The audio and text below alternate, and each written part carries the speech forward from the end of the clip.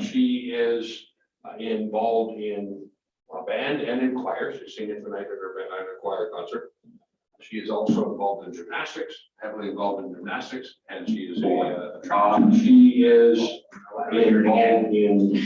band and in choir. She's singing tonight at her band and choir concert. But if Malia would come up, I'd like to congratulate her on her great accomplishment.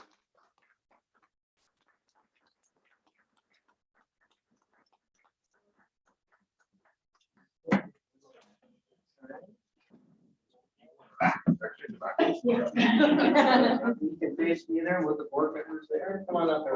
Malia is a pole vaulter, by the way. Yeah. She's very good pole vaulter. She holds the school record in pole vaulting. Wow. So we'll get Ryan. I'm going this way. Everybody else is going that way. Yeah. I'll go.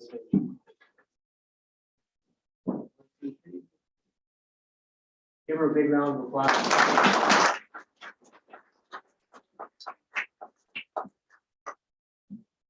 We also are going to recognize John Victor today for participating in the state cross country. He had a wonderful fall, and we're really but give John a big round of applause.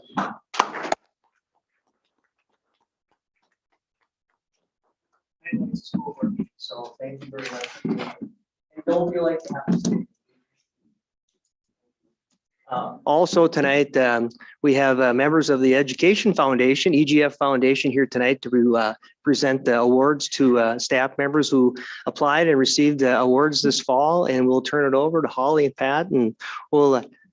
You want me to move the microphone? You know, it's working now, so come on up. All right, perfect. What happened?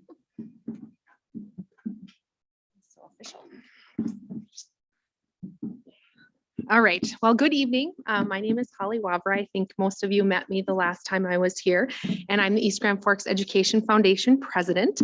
I'm here along with my fellow board members, and as you know, we are a charitable nonprofit organization operating independently of the school district, but acting synergistically to support and enhance educational programs for all students in the East Grand Forks Public School District. It is with great pleasure that we are here tonight to award 6 teachers in the district mini grants totaling $5,901.02 for a variety of enrichment projects that will impact students across grade levels. Grants are awarded to those applicants whose project applications meet the grant requirements set forth by our foundation. The foundation has been awarding grants covering all disciplines for both classroom level, grade level, and building-wide projects since 2010. In addition to our own grant funding, with our nonprofit status, we can also apply for grants, and if awarded to us, disperse those funds. With that being said, we have again been awarded an annual $500 grant from Franz and Bank to disperse alternatively to one of our Title I schools. And this year that funding goes to South Point Elementary to support an SEL program, which is Student Teacher Community Building Project. They are designing t-shirts, which they will wear on certain days of the months and various activities around the school. So on behalf of the foundation and the generosity of Friends and Bank, we'd like to present this check to Mr. Chad Grassel, principal of South Point Elementary.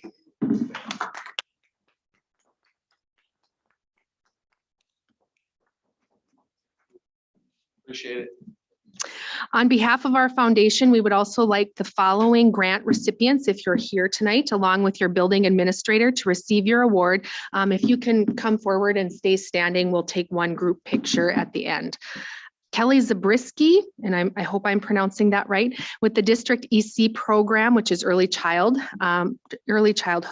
submitted a grant for social emotional early childhood supports and curriculum, which will support approximately 150 of the district preschoolers ages 3 to 5. She was awarded full support in the amount of $798.74. Is Kelly here tonight? Okay, if not, we will forward that on to her. Christina Freeman et al. With co-applicants Dan Votnesdahl, Melissa Croach, Sierra Hankslaven, Tina Haven, and Christy Taylor. They submitted a grant for Goldberg machines that will allow students to experience the scientific method in real life. This project will serve the entire 5th grade level at South Point Elementary and was awarded full support, a grant in the amount of $1,108.65.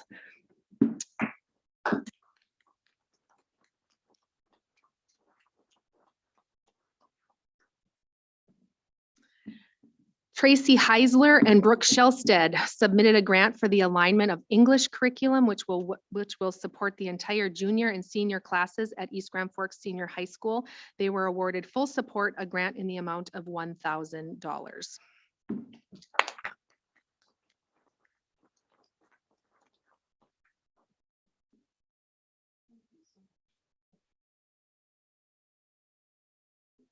Carol Wheeler submitted a grant for safety and storage in order to enhance the chemistry lab program at the East Grand Forks Senior High School. She was awarded full support, a grant in the amount of $996.15.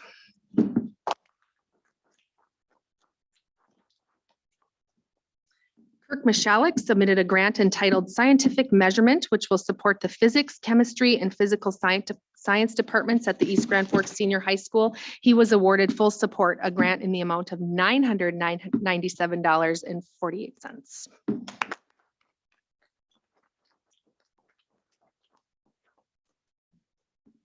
And last but not least, I know you need to be going elsewhere. Donovan Hansen submitted a grant for wireless microphone replacements to be used during school district theater productions, concerts, etc. He submitted a grant that would cover 15% of the cost, and he was awarded full support of his request, a grant in the amount of $1,000.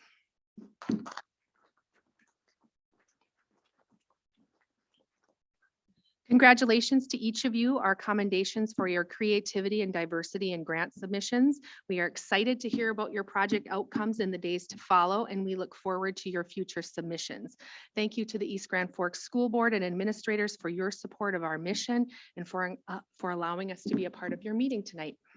Thank you.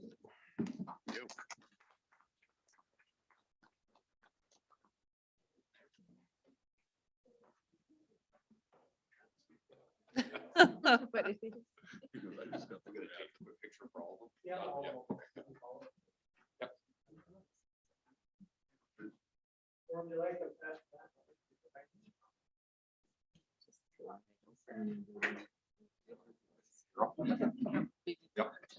want your check? Move just. Like you can totally. Are we going in? Oh, we're. Oh, that'll be good. There it. Get in where we can see everybody. We're getting all guys in back. Everyone, you know where we can see Tracy? I'm just flying. I can be right over here. Yeah, see ya. Somebody in Well, there. that makes no sense for a 6'6" guy. We need, how about one side?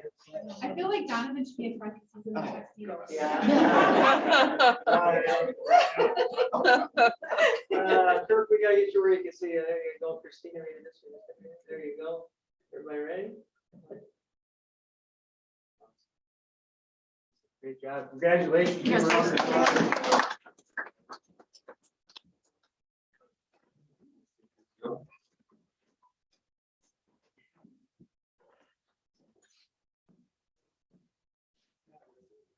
Thank you very much for being here tonight. I just want to add too, there were probably 4 or 5 other grant applicants that we decided that we would fund those through district with district funds instead of going through the foundation. So all of the applicants were funded this year. So it's really great. So That's great. thank you very much. Appreciate it. Yep, thank you.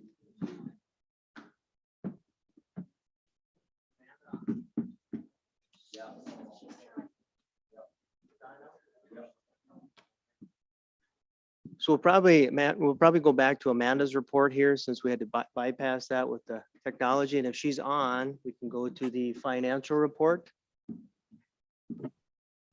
Amanda, are you on board?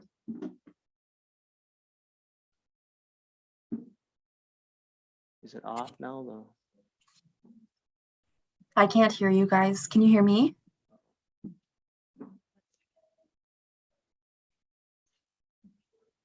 Would be good.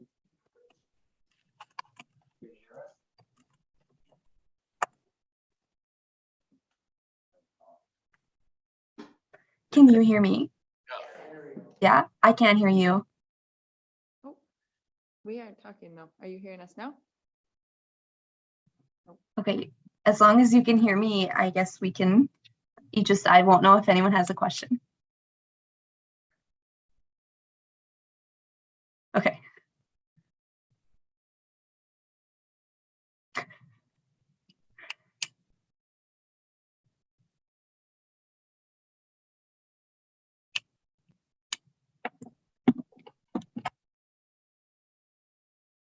You go ahead, Amanda, and you can give your report. I don't think she can hear us. Yeah. Go ahead. No, Well, now she's. maybe we got her phone number, get text her. She should be able to go now. I still can't hear you. Okay, so Carla tells me so it's my turn to talk. Okay, so I'm guessing we have the budget to actual maybe pulled up on the screen. On the upside, I don't have a lot of notes on this tonight.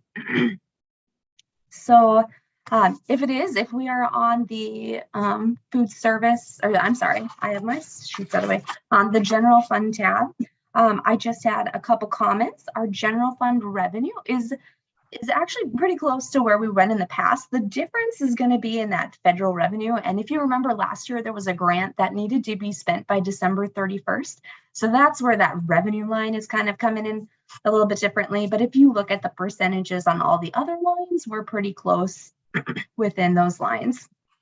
And within the salary, or I'm sorry, within the expenditures, we're pretty similar as well. The major differences are going to be in the salaries and benefits lines. However, percentage wise, we're still kind of tracking where we had been. I believe that the budget was created before the salaries were negotiated. However, we tried to build that in and kind of expect what we were going to get. So I think we did a fairly good job of where we were going to be. And then on the next page, I just had 3 quick notes. Our net number about halfway down the page is -4 million. However, if we take out the construction fund, it is closer to, it's 814,000, which is in line with where we were 2 years ago. My other 2 notes are on the community service fund. We are at a positive balance in there. We've had some more activity because of the COVID restrictions being a little bit less. And the food service fund is in a smaller deficit than we've seen in the past, and that's because we've started drawing down some of those funds, so there's more of a timing difference there.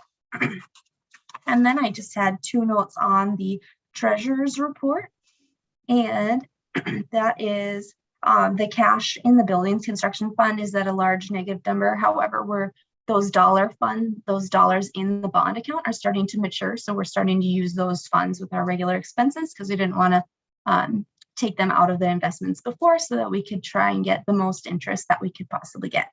And the other item was the food service fund. It has a higher cash balance than we've been at in the past, and that's just a timing difference.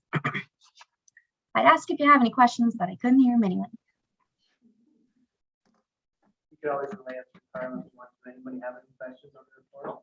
Maybe we can, by 6 o'clock, maybe you can go here with the treatment. All right, we can turn our mics back on then. So, all right, thank you, Amanda. Thank you. Thank you. So I'll continue on with my report here. We went through Greenway recognition. The Education Foundation presentations took place.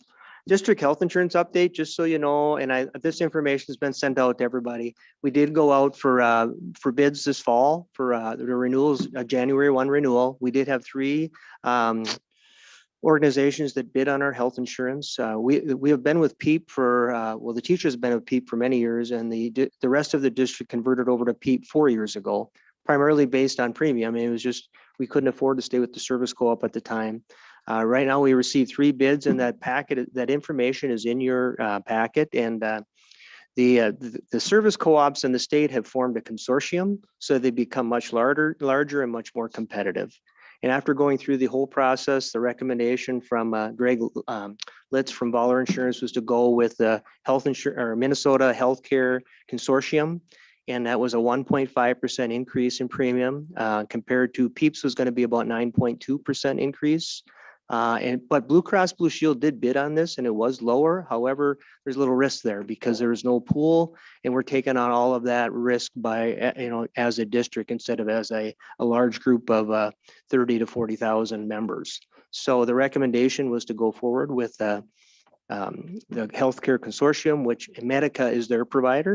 So we have started that process, and the teachers, as the largest labor group, they vote on that. They can go whichever direction they would like to go, and they chose to go with that as well. So the recommendation from all labor groups is to head down that path. And we have been working with Greg and also employees from the service co-op to get everything going. And we're hoping to start getting people enrolled on Wednesday. So just a little formality to approve that tonight. We've already started that process, but we just want to make sure that that's all on board. The one thing, that second year, there is a guarantee that the increase would not be more than 8.9%. There's a cap on that. We hope it's less, but that would be the cap. So we feel it was a good move for the entire district, and it also gives us much more flexibility as far as providers.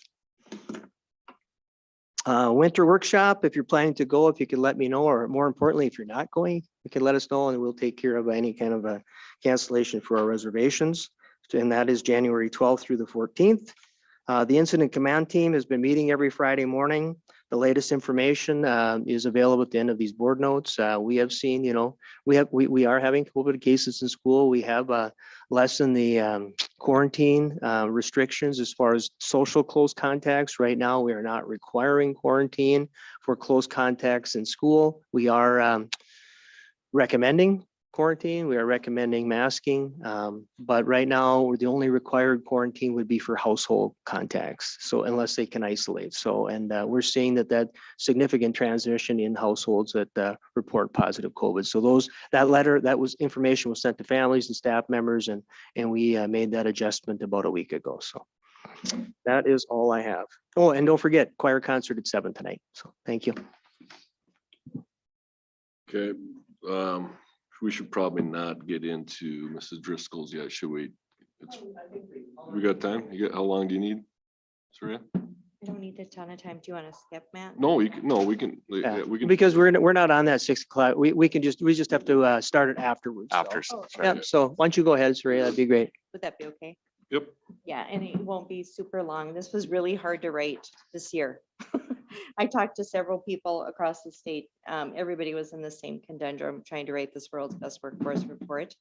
As you know, with COVID, this was not our main focus. Our main focus was trying to survive through this and to educate kids the best way we could while we were quarantining, while we had sick families, while we had everything else going on last year on top of it. So I did my best, and here's my shot at it. So I just opened up with our mission and vision statement and the board and our job. And as you know, the world's best workforce requires us to strategically look at the district from kindergarten ready to graduation.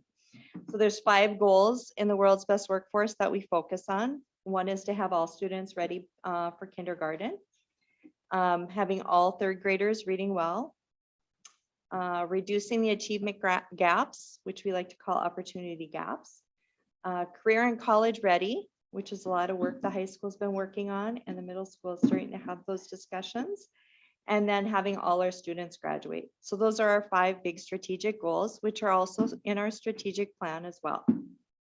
So kindergarten ready. The goal that Diane has really focused on with her staff and with this programming has been to increase the number of openings that we have for preschool students to be able to come.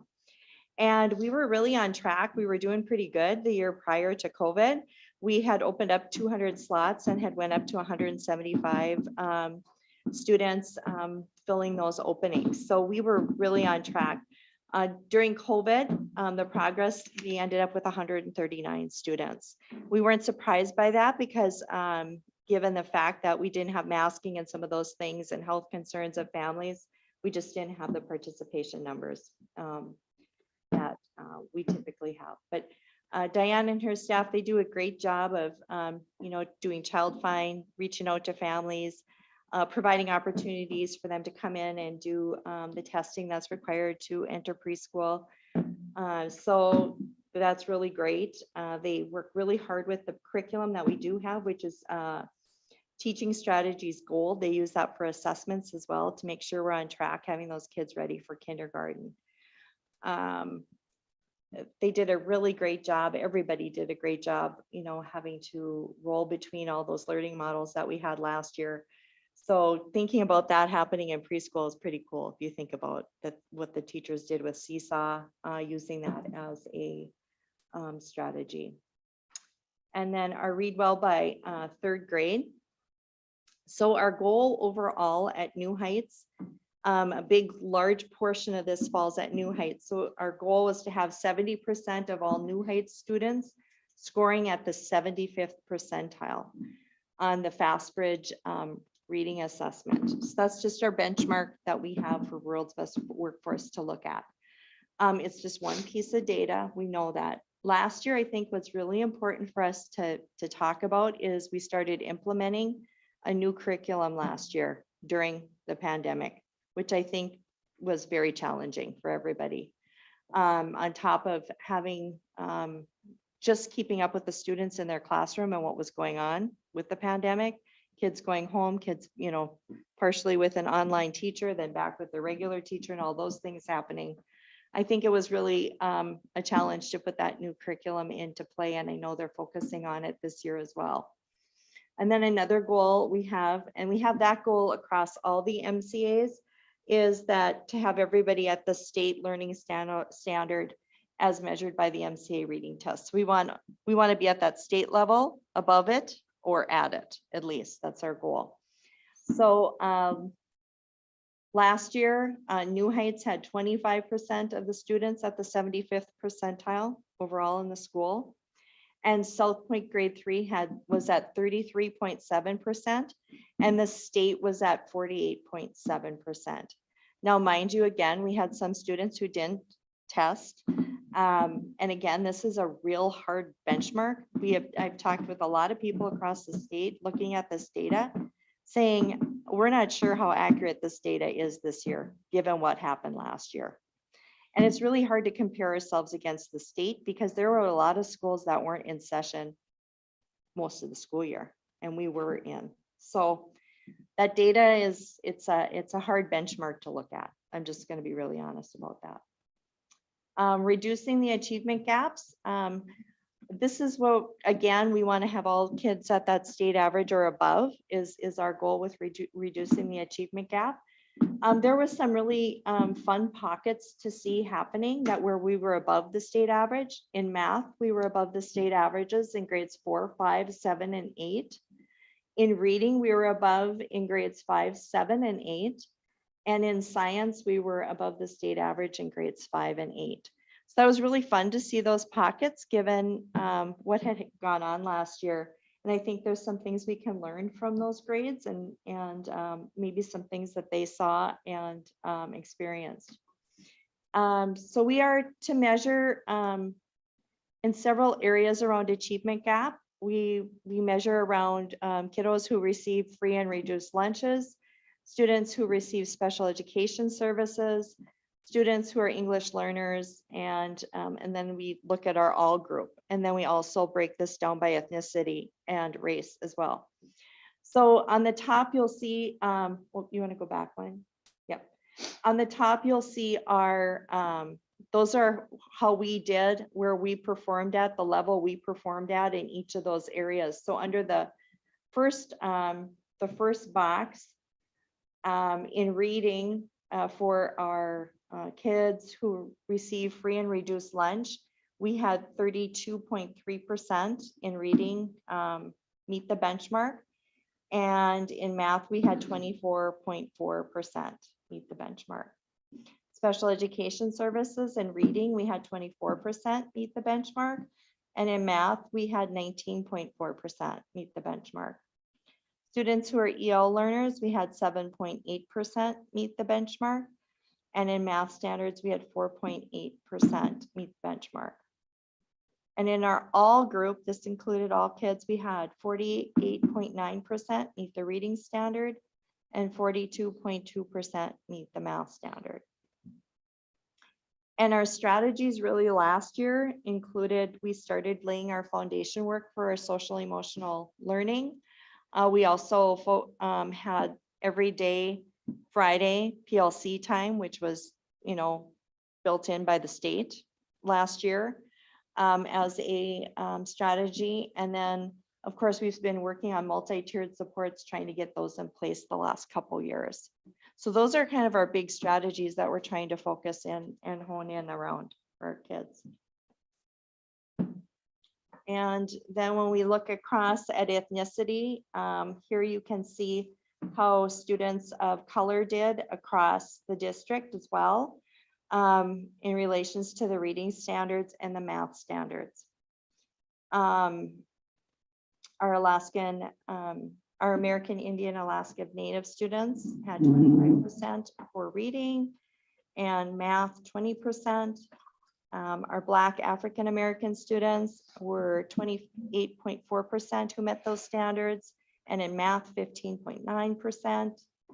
Our Hispanic Latino students 26% in reading and 19.5% in math.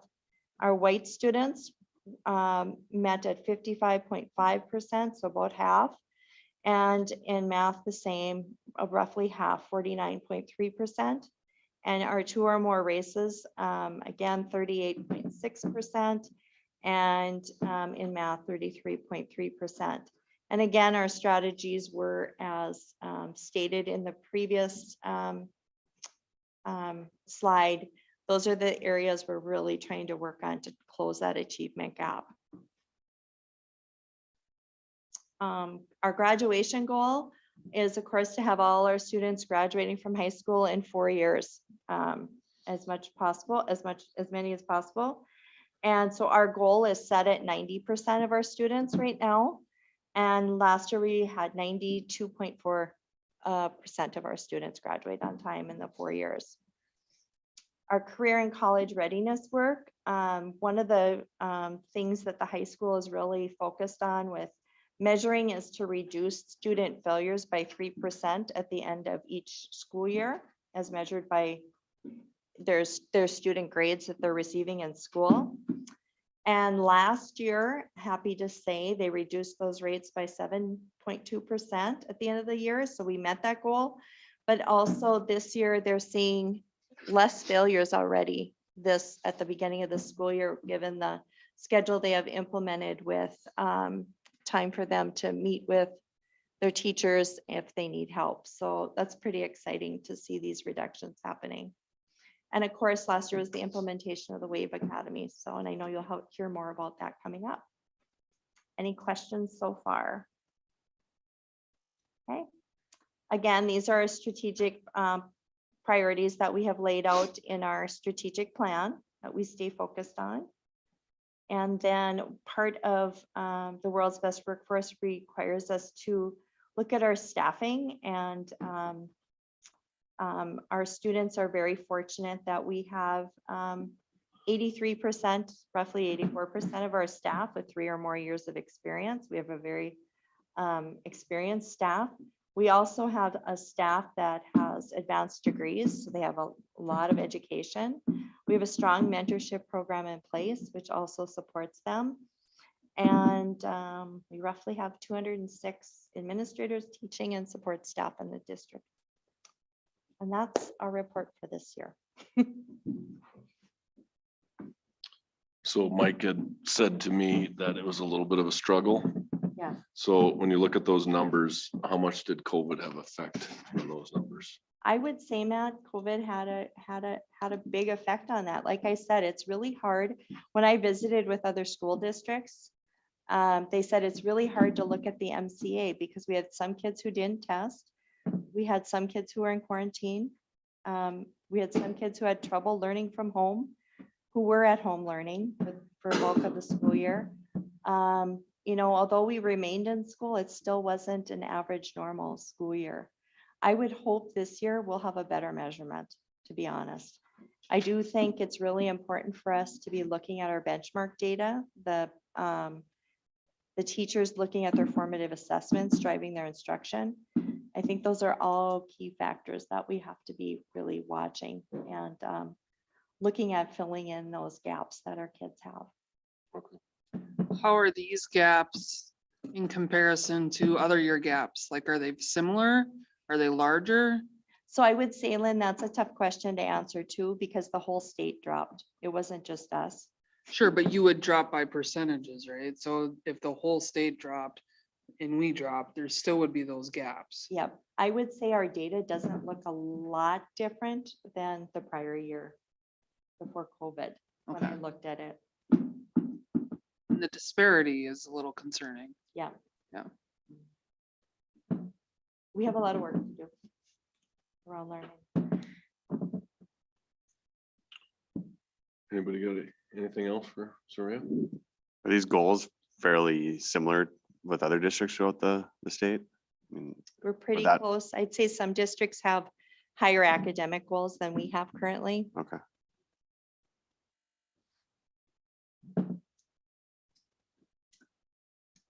Okay. Well, appreciate your efforts. We got work to do. Yeah.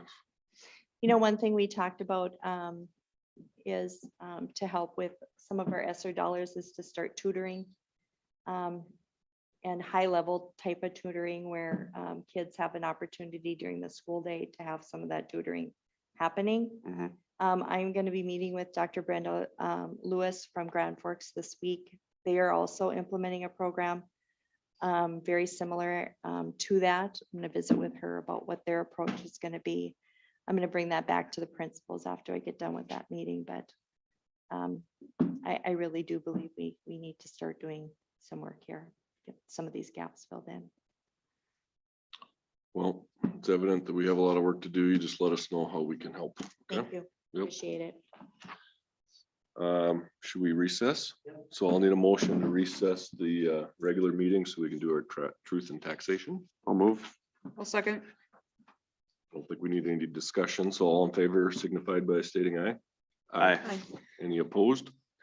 All right, motion carries. So I will move to start the truth and taxation meeting. Second. All in favor signified by stating aye. Aye. Any opposed? All right, motion carries. We will start the truth and taxation. We'll turn the meeting over to Amanda. She'll be presenting from home, and I do have some handouts if people would like those. I think you should have copies in board book as well. Yep. All right, I can hear you now. Can you guys hear me and see my slideshow? Yep. Yes. Sweet. Perfect. All right, so here is the truth and taxation. Here we go. All right, so the truth and taxation law in the state of Minnesota requires that cities, counties, schools follow certain laws before adopting our tax levy.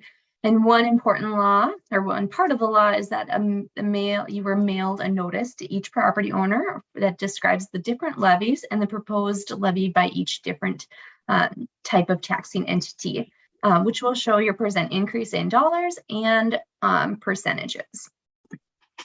The second part of that law says that we have to have a truth and taxation meeting, which is what we're doing here tonight. The truth and taxation part requires us to do a few things. We have to discuss the proposed levy for the payable 2022.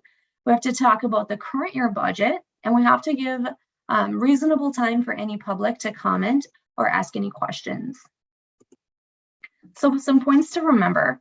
So revenues are set by state statute, except for voter referendums. So a mix in state aid, so a change in your property taxes does not necessarily mean that the school is going to get any more money. They may just be getting less dollars from the state.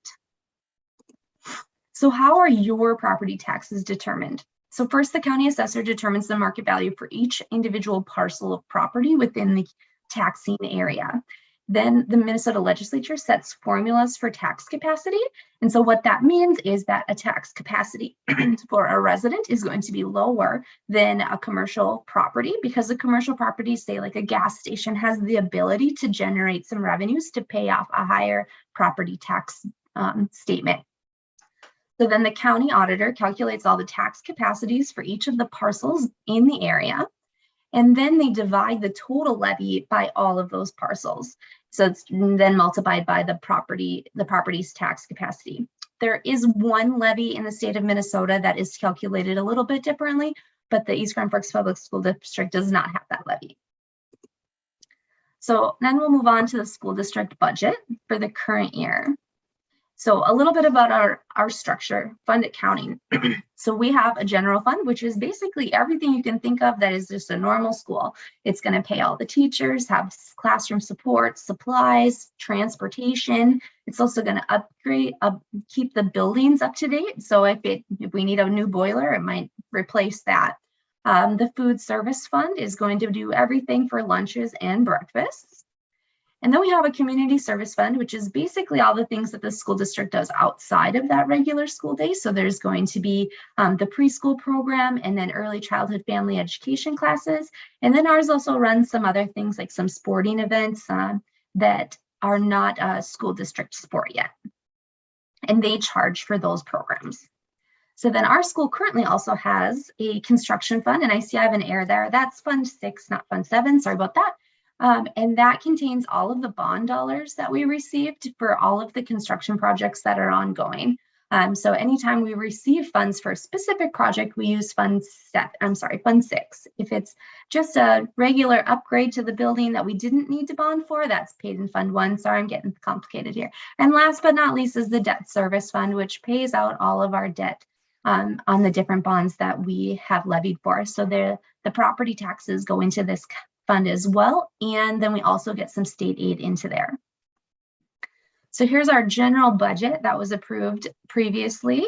I didn't make too many comments on here. This would have been approved before our school year, and then we'll also make an adjustment to our budget during the year based off of new factors that have come up. So where do our revenues come from? So 86% of our revenues come from state aid. A very small percent comes from federal aid, and that actually is a little bit larger right now during these COVID times. And 10% is taxes, and 2% are other local. So that would be things like sporting events or fees for things like that. So a very small portion. And where do we spend our money? So the majority of our money is spent on salaries and employee benefits. That's about 81% of all of our expenses in the general fund.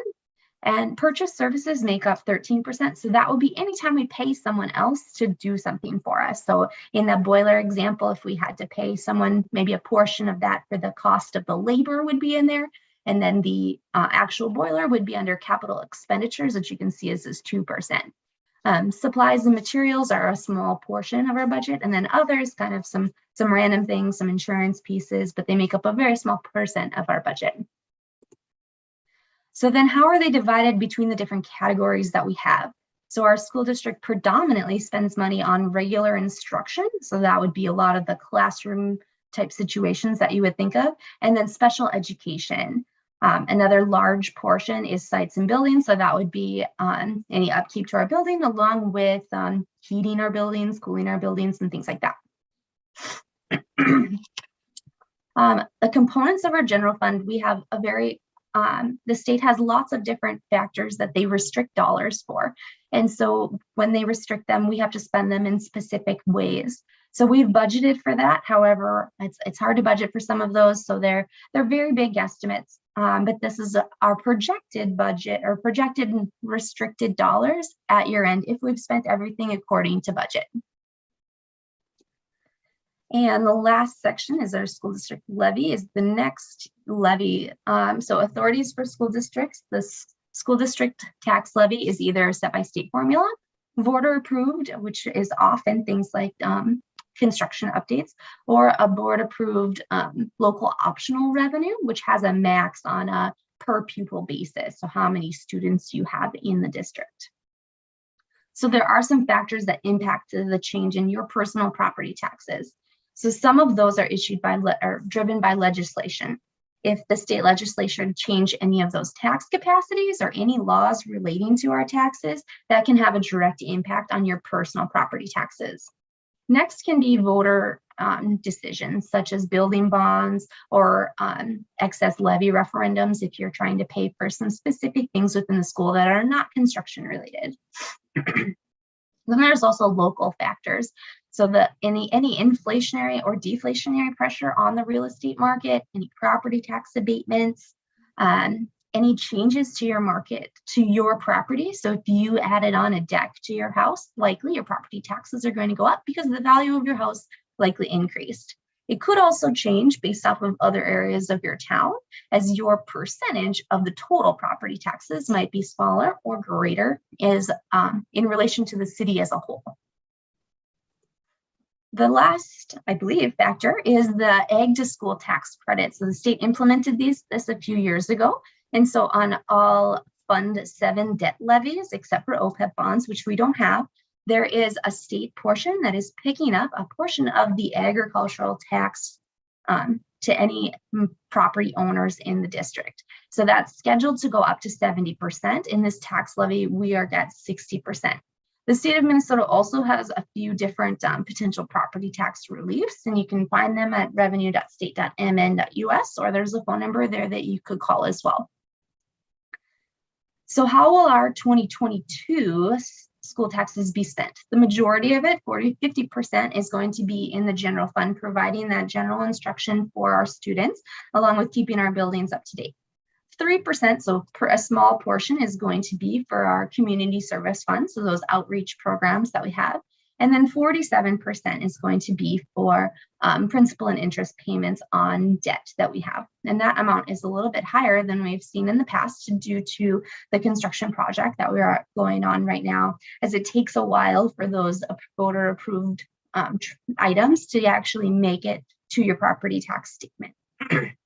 So you'll see that the general fund decreased as a percentage while the debt service fund increased, but overall there was only a 4% increase in the property taxes that the school district is assessing. And this just breaks down the different components of the levy. So much like the state has different restrictions on what we can spend the money on, the levy is broken up into similar different restrictions. So those are listed out, and these total dollars are going to tie to the previous screen of how much levy by fund was. So this is just a generic proposed tax levy that this district is going to pass. I don't believe we're passing a resolution, but that is fine. It just needs to be passed to certify the levy for the amount listed on the screen. The last thing I wanted to break down is, we mentioned that tax levy or the ag to school credit. If we look at the 2021 property values and kind of estimate what portion of our total levy the state is going to pick up, it picks up about $243,000 of the levy. But these are just estimates because it's going to be based off of current year property values, which isn't something that I have easy access to at the moment. And then the big picture, it's all about the students and providing the best education we can for them. So now in the meeting is time for any questions or comments regarding the tax levy.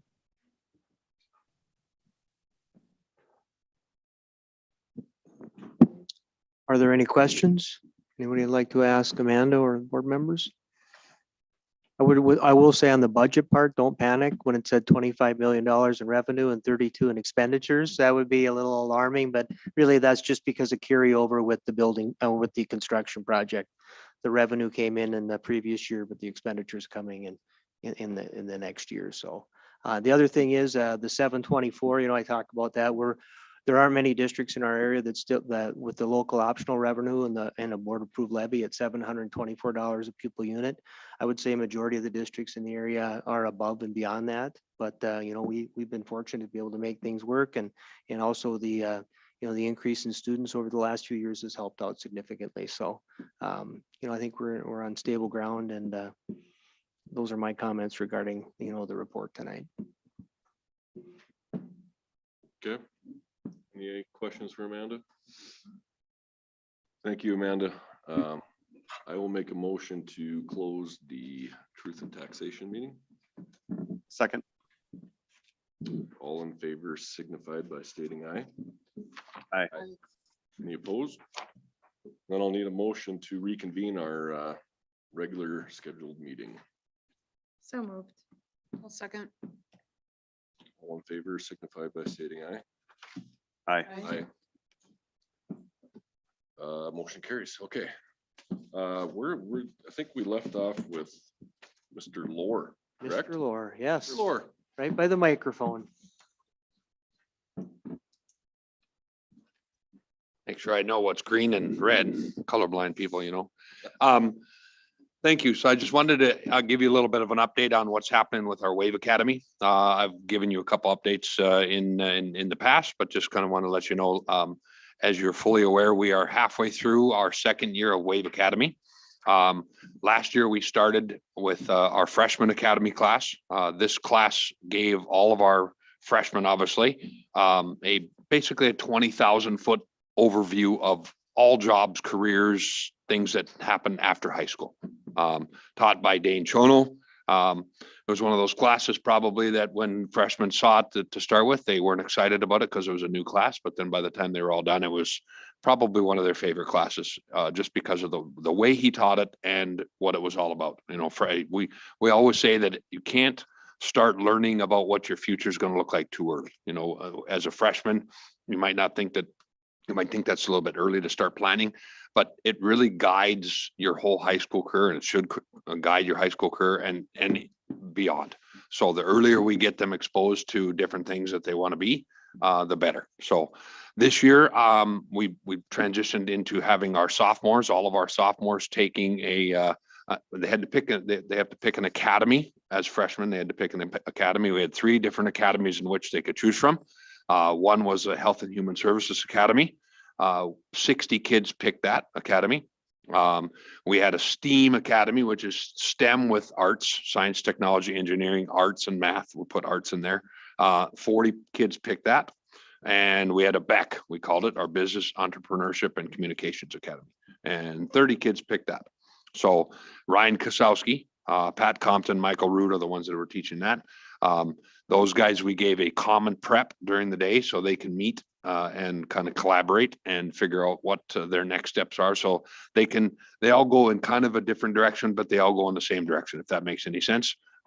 We all kind of want them doing somewhat the same thing as far as what their overview is about, but each different academy is different, obviously, in what they talk about. So in addition to that academy class, those 10th graders had to pick. They also had to pick another class in their pathway. And we have a lot of those. And that goes back to in our talkings with class offerings, our teachers have done an excellent job of doing 2 things. Number one, they've added different classes. We asked them to try and think outside the box a little bit about what sort of classes they'd like to add. Just off the top of my head, I wrote some things down as I was listening, of course, attentively to the Truth and Taxation meeting portion of it. But sports science we added. We've added a grammar class. We've added a school store where kids get the opportunity to kind of plan out at the business side of it and design side of a school store. And we're going to start selling merchandise here pretty quick. We have a handmaids craft class. We have an officiating class. We have a coaching class. We have a law and justice class, guitar class, and a choir class that 3 years ago, none of those existed. So different classes that probably are more targeted toward the academy model. Where those classes fit in, those classes could fit in any of those health and human services or the BEC or the STEAM academies. And that's why we are doing them. The other thing that the teachers have done is even in their regular biology class or the regular algebra class or whatever it is, we ask them to be very targeted toward things that would be applicable to the academies as well. You know, I think of like a math class. We had some people tour Mayo Manufacturing the other day. And one of the things one of the guys said is, you cannot believe how often I use the Pythagorean theorem in his work. Well, that's a great way for our math teachers to segue and say, here's why you might use the Pythagorean theorem, rather than say, you know, I really don't have any idea why you're using the Pythagorean theorem. Good gosh, you know. So we try to have the teachers talk about why this is applicable, so that we don't always get the age-old question, why are we doing this? When are we ever going to use this? Well, here's where you're going to use it. Here's why you're going to use it. The other thing we also found out from a lot of different places that we've gone to is that using Excel spreadsheets are things that businesses use a lot, as far as from this, the job starts here, it transitions to this, to this, to this. And how do they track that? Through Excel spreadsheets. So what class do we teach? Excel spreadsheets now, right? So that's another one I forgot, but I just thought of it right now. So that's what's happening all throughout. All of our teachers are doing all of that. Kind of the ringleader to the circus is Steph Larson. Steph Larson is got a huge passion for this project, which a lot of people do, but I would say she probably has the most passion for it. You know, as we get older and probably toward the end of our careers, and I think Steph would say that too. She, you know, she's not, you know, 22, but she's been a counselor for a number of years, but this whole pathway and academy project has just, I mean, made her light up. Anytime she starts talking about academies, she would outdo me in anything that I do. I'm talking about in this. I should have had her do it because she's just unbelievable for it. So, but right now she's serving 2 roles for us. She still is our 9th and 10th grade counselor, and she's our academy coach. So that kind of sometimes is a hard thing to do and hard thing to battle, because we have a lot of kids who have mental health needs as well. And she, you know, tries to put this hat on, and then another, you know, she's got to put out a fire. So we can talk about that in a little bit, but in that role, here's a couple things she does. She meets weekly with Ryan and Pat and Mike, like I said, to help plan out a curriculum, line up speakers, line up field trips. All of those guys. Pat Compton takes his classes weekly to different places. It's kind of cool to see. So she also meets weekly with Dane and myself to keep the focus of that Wave Academy going. She's setting up advisory boards for each academy, so community leaders have input as to what they want our Green Wave students to be. When they graduate from high school, we want them to be career and college readiness, just like Soraya said. What does that look like? And if we're going to have that, our kids be that, we need the business's help to tell us what they need. We can tailor our classes to fit the needs of businesses. You know, Eric, you work at Alerus Bank. If I asked you, I'm not going to put you on the spot, but if I asked you, if we had some kids that were going to come into the Alerus Bank and be in your workforce, what things would you want them to do? You know, any of you guys are in the profession that you're in, what would you want our Green Wave students to have, so that what skills do they need? You know, and it could be a lot of skills, not necessarily class related, and maybe is what we talk about, soft skills. You know, do they have the ability to communicate without looking at their phone, and without, you know, can they talk to you rather than Snapchat you or Instagram you or whatever the kids do nowadays? So, you know, different things that we want them to be able to do. Can they compose an email that is coherent for people?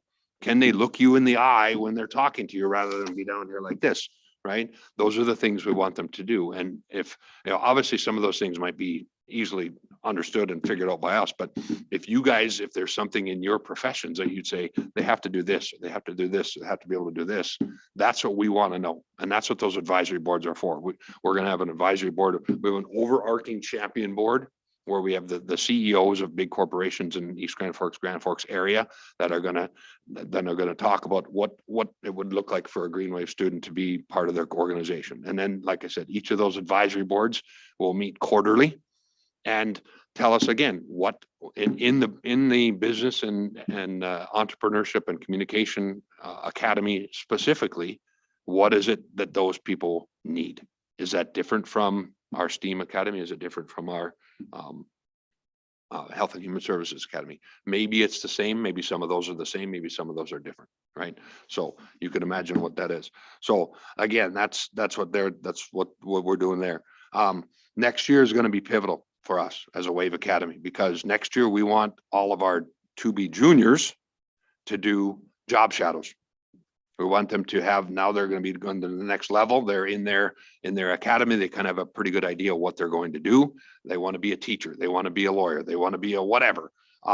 Then we want to be able to have contact with people or businesses that will allow our students to come and shadow them. Either a couple different times. We want all of our juniors to do a couple different job shadows. Now, what we don't want is the kids to contact the businesses or the parents to contact the businesses, or all of the teachers to contact the businesses because they're getting contacted multiple times. We want one person to be that contact, and our academy coach, Steph, would be the person that would be contacting those people and saying, okay, how many people would you take? How many kids could you accommodate for us? Or what do you see them doing? And so, that's the big thing we want them to do. So we don't want to inundate our businesses with multiple people. We want to say, here's our contact. If you have, and if you know of somebody that is a business that wants to be a part of the job shadowing, we want you to say, contact person X, contact Steph Larson. She is our academy coach. She knows what's going on, right? Other people might not know what's going on and give misinformation. We don't want that. So, but our vision for Wave Academy is to have our seniors eventually do an internship, again, through the businesses that we're talking about in East Grand Forks and Grand Forks, or some other capstone project. Maybe it doesn't matter what that is. Like I said, maybe it's an internship, maybe it's some sort of a project that shows that they've now reached that level of, I am career and college ready. I'm ready to go to the next step, whether it be directly into the world of work, to a 2-year college, to a 4-year college, to wherever it is. That's our goal. Like we talked about it, that's our goal, is to make sure every one of our kids is career and college readiness, and hopefully with the business's help, we can do that. So what do we need to make it successful? And of course, when I say that, all of these things are probably a little bit with regard to money. And Mike and I have talked about this sort of stuff too, but ideally, like I talked about, we really need a full-time academy coach, right? One thing they talk about, successful places like that, Bemidji, if you go to any business in Bemidji, you know what businesses are part of their Bemidji academies, because they have a logo, they have a brand. We don't necessarily have that brand. We don't know exactly what that looks like. There are places that do branding, like an AE2S has given us a bid for branding. What does that, I mean, what that all looks like, I'm not 100% sure, but they would help us figure that out, so that we could put those in the windows of the businesses that would be our partners, right? And it's not just a partner where we're asking them for money. We want things, we can help them. Like I said, how do we help them with our people, and how do they help us with, it could be monetary, or it also could be like, I know Zavros do a great job of helping us out with ladders and things for some of our CTE classes that we don't have. They say, here, you can use it, you can have it, you can whatever, come out to our shops and use it. A lot of different places are helping us out that way. So, and the other thing that Lindsay went to, Mike went to, myself, and Steph and Dane Chono a couple years ago, right before COVID hit, we went to Nashville. Nashville is the gurus of academies. They have, I believe it's 9 different high schools in Nashville that are a part of this academy, and they are unbelievable about what they do and how they do it. We got the opportunity a couple years to go to it and see what they're all about. They have one of their high schools has a complete automotive shop in there. One of their high schools has a complete clinic in there where people actually come to the clinic, and the kids are the receptionists. The kids are they actually have real doctors. They don't have kid doctors. They have real doctors. But I mean, they have a restaurant in one of them. They have a bank in one of them, in one of their high schools, right in their high schools, where the high schoolers can bank, and anybody else could come and bank if they wanted to. So they are, like I said, they are the pinnacle of what we want to be. So ideally, could we send more people to the academies of Nashville? That'd be awesome. So if any of one of you other 3, Lindsay, I suppose you could sign up again if you want to, but I mean, the other 3, if you guys want to sign up for it, that'd be great. I mean, is it cheap? No, Mike knows that. I mean, they're not cheap, but like I said, it's a cool thing. I mean, it's unbelievable, the stuff that we learned, and you come out of it like, holy, is that a pie in the sky thing? Yeah, absolutely. But do we want our kids from East Grand Forks to be successful? Absolutely. That's exactly what we want to do. I've lived here for 51 years of my life. I'd love to see all of our kids be successful, because like we've talked about before, our kids don't go to Florida, to Arizona, to California. They don't go there. And if they go there, they realize this is a great place to be, right? They come back, they work. You look at all the people that we have in our community, and it's a lot of Eastsiders. Look at the teaching staff, look at the administration, or even in our school district itself. Who do we hire? We hire our own people. So we want our own people to be good. So will this help? 1000%. So I'll get off my soapbox, but that's, like I said, I wanted to give you an update, wanted to tell you where we're going, what direction we're headed, and do we need your support 100%? I know we've got your support, but just to tell you where we're at. So that's all I got. So questions, comments? Well, I appreciate this because I was kind of wondering just a couple of weeks ago how we were doing with this. And quite frankly, when we first started this, I was like, how are we going to implement all these moving parts? And you've proved me, this is great. I like the progress, but you mentioned something about a full-time academy coach. Are we there? We do not, well, No, I mean, We need one. we need one, in my opinion, yes, we do. and that's to take it to the next level, correct? Yeah. And then this person would be doing this full-time. Yep. They're not double duty. Right, Okay. right. Yeah, I mean, and all it takes is time and money. I mean, but I mean, yeah, it is a essential part of it. I mean, because if you're doing or serving dual roles, it just is, like I said, you're putting out a fire here and you're putting out a fire here, I mean, there's too many things, too many moving parts just for that person. And we've gotten by in last year, obviously we were in the very infant stages of it, gotten by, no problem. This year, getting by again, but now there's more moving parts with the sophomore group. And then next year, like I said, with all those internships to be in place, that's going to be huge to make it so that we can say, oh, I want to be a lawyer. Well, who can we go talk to go job shadow a lawyer for a while? Well, instead of trying to figure that out on the fly, we'll have that figured out. Steph will have that, or, ideally, yes, it's Steph, because she's, like I said, the passion is there for her. The academy coach, yes, that's already in place. I want to be an electrician. Okay, we got lots of choices for electricians around here, but who will be the one that can help us out? Again, rather than on the fly trying to figure out which electrician place it's going to be, we'll know that, right? All those different parts.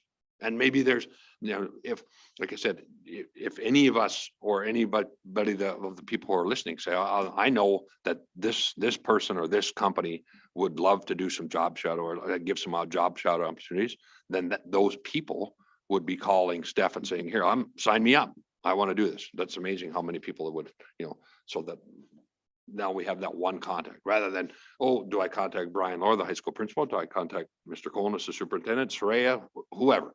Who do I contact? No, you contact one person. That's it. And that's the person. Perfect.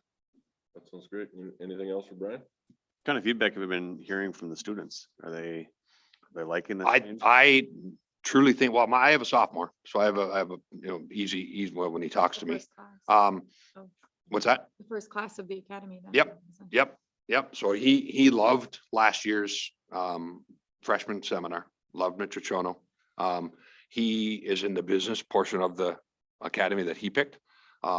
He has 3 classes from Mr. Rude this year, right now. Loves every minute of it. Loves his destiny is I want to own my own business, or I want to be an accountant. He wants to do something in that matter. So he likes it. A lot of his buddies the same way, so I get inside information from his buddies, but they like, and it helps to have great people. I will throw kudos to all 4 of the guys that we have right now. Ryan, Pat, Michael, and Dane are perfect people for those jobs. I mean, you can't just throw anybody in there because it's a relationship thing too.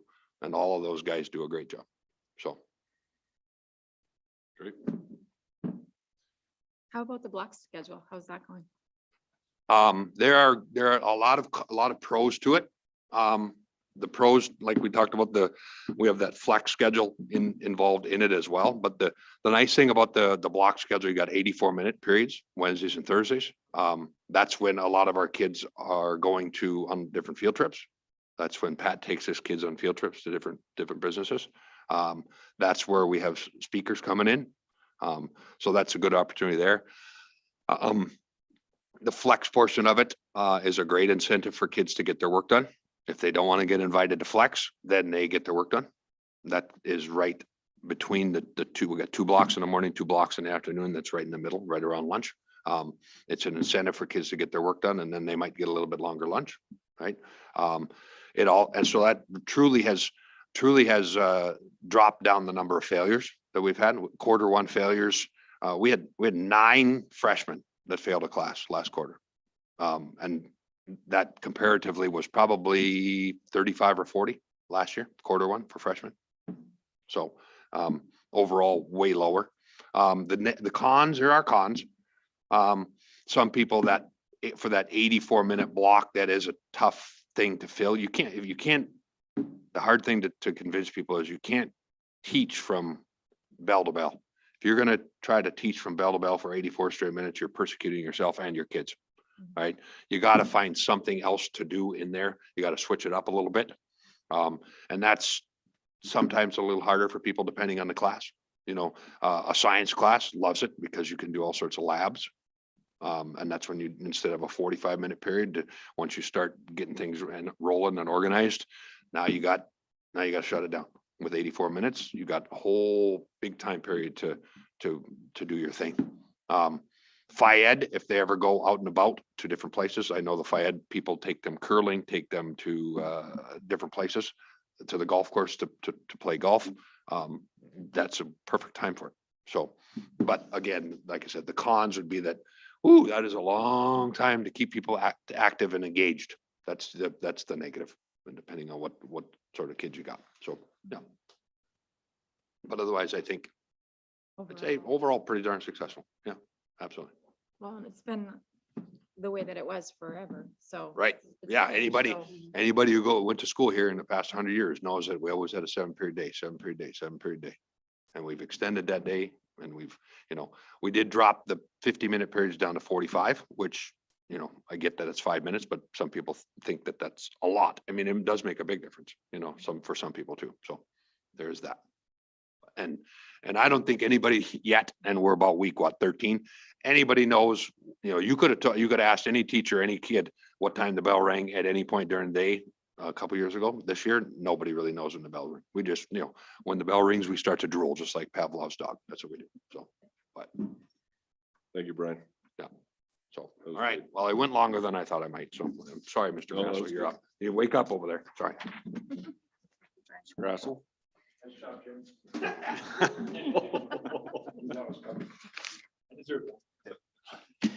I'm just here to remind you about the resolution you have in front of you for tonight about that, the Hawk system. Did a little more research. If you drive down University Avenue, I believe there are 2 Hawk systems in the new part of University Avenue. So if you want to know what is it really going to look like, that's what it would look like. There's $8 million out in for safe routes to school. They've applied for 186,000 of that for the safe routes to school. The other money will come from another entity. Okay. So all they're asking for is your support for the construction and the installation of the system and the submittal of the application to Safe Routes to School. Again, it's a win-win for us, just because of all the kids that cross that. Officer Gunderson's usually talking to me in the spring and in the fall when all our kids are riding bikes. You know, we lucked out and didn't have this accident, or we lucked out and one kid missed this. So I think at least it's another mitigation piece that we can put in there to help our kids get across Bigland Road. So I appreciate if you could get that through tonight. Thank you. Sounds good. Thank you. Thank you. Mike, where are we at? We're at committee reports, just 2 quick ones. Just, I know negotiations, you're still working with the principals and getting close. I know Brian and I have met to talk about some language as far as the health insurance goes. And then the second committee, the Health and Safety Committee met last Tuesday. That would have been our second meeting of the year. We meet quarterly, and it's a nice way to make sure we bring up every building has a representative or more than one representative, and they bring concerns to the table. Then we make sure we're accountable to get those things corrected. And so it's a good way to communicate. And those minutes were sent out to the entire staff, and you received a copy as well. So that is all I have as far as committees go. So on to 5.0 is the consent agenda. Does anybody like to have anything pulled from the consent agenda? If not, I'll make a motion to to approve the consent agenda. I'll second. Any discussion? If not, all in favor signified by stating aye. Aye. Aye. Any opposed? Motion carries. Okay, we are on to. We're already on to 10.0, Mike? I think we have opportunities. Yeah, opportunities for 10.0. citizens. Yeah. Yeah. Right? And there were no requests. There were no requests. Okay. All right, now we are on to approving the agenda. I need a motion to approve the agenda as presented in board book. I'll move to approve the agenda. Second. Any questions? If not, all in favor signify by stating aye. Aye. Any opposed? Okay, motion carries. 12.0 is district business. And So, I believe 12.1 is labeled wrong. If you have the yellow sheet, that shouldn't be tax rebate authorization, it should be approval of the high intensity crosswalk system, right? Just giving support for that. There's a copy of the resolution that the city approved. They're just asking for our support and in a motion, so. right, so need a motion to approve the resolution supporting the high intensity crosswalk system. I'll move. I'll second. Do we need, is this a roll call? No. No, it is not a roll call. Any discussion?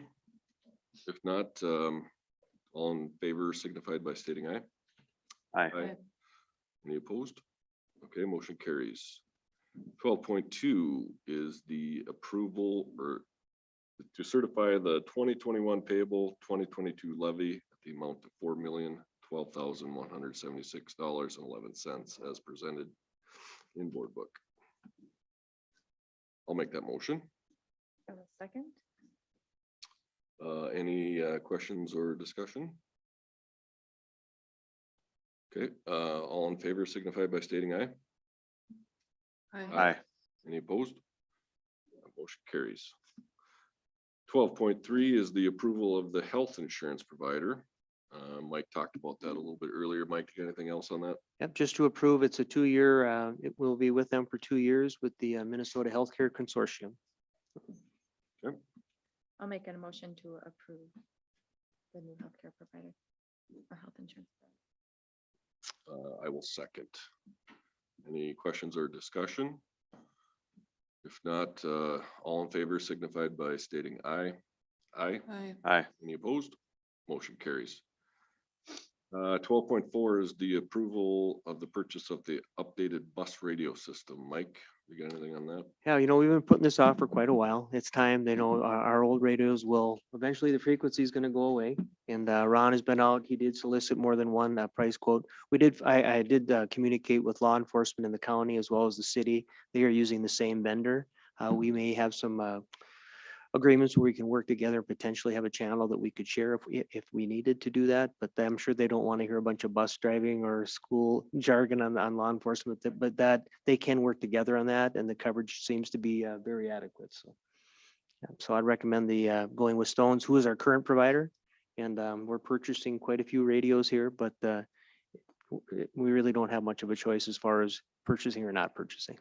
And this meets the request that they made per building, each. Yep. As many units as they were. Yeah, I know that came through the Health and Safety Committee too, to make sure. I believe it's 6 per building that you ordered, right? So Was this budgeted? we'll go through the transportation budget with this, so we'll make sure we'll make that adjustment. I'll make a motion to. I'll second. Any questions or discussion? If not, all in favor signified by stating aye. Aye. Aye. Any opposed? Nope, motion carries. 12.5 is the approval of the purchase of the updated security camera system at the Central Middle School. And I'll just comment there, principals Walter and Vetter visited with me about some holes in the system. It's been great. We've got, the board's done a great job of supporting increased surveillance equipment in all of our buildings, but there were some old cameras there. There were some spots that weren't being covered, so they met with the Reliance, and the recommendation is in front of you for a total of $6,640, and I recommend that purchase. Is this something we're gonna have to do with the others? too? Potentially, but they all have room to expand. Chad, be careful now. But they all do have room for expansion in their, DVRs. So we're just doing it, bit by bit here. So it wasn't too long ago, we didn't have any cameras in our elementaries and we're making good progress there. So. Yep, I'll make the motion to approve the purchase. I'll second. Any questions or discussion? If not, all in favor signify by stating aye.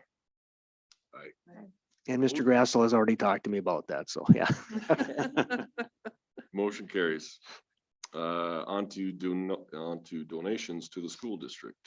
Somebody got a copy of that? One of you? Yep, I got it. I can read them off. We have a donation from Paul and Tammy Vadava to senior high football for lockers in the amount of $360. Joyce Zach for senior high music, Monty Zach Music Scholarship for $500. An anonymous donor to senior high boys hockey for miscellaneous expenses for $28. Michael and Sheila Nottestead to the senior high for business classroom for $50. Park Construction Company to the senior high business classroom for $350. And Deeks Pizza to South Point for the SEL project for $1,237.80.